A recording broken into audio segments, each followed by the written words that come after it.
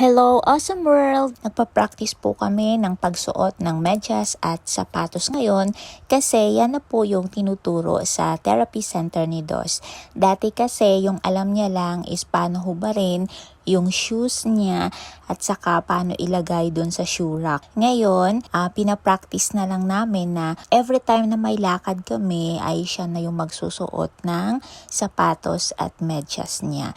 Kahit ano po yung itsura niyan, kung maayos yung pagkakalagay o hindi pa pantay ay hinahayaan lang po namin kasi yung advice sa amin ng therapist ay hayaan lang at least parang ma-feel niya na ako ang gumawa nito at ma-feel niya na may achievement siya. Minsan pag nahihirapan na talaga siya, tinatanong namin siya ng you need help, yun magsasabi din siya na help. So ibig sabihin nun ay i-assist lang namin siya ng kaunti pero siya pa rin yung tatapos at gagawa nun. Yung binili kong sapatos ay yung may adhesive at saka hindi yung may shoelace kasi hindi pa siya marunong doon. As of now, doon tayo sa easy way para mas madali silang matuto. Saka habang ginagawa niya yan ay nagbibigay din ako ng simple instructions kung ano ang tamang gawin sa pagsuot ng medyas at saka sapatos.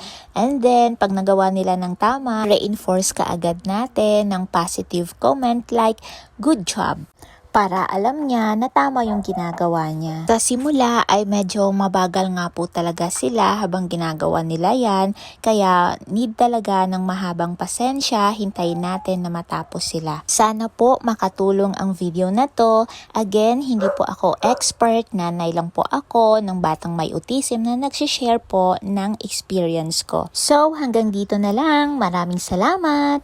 Good job! Good job! Good job kay Mami.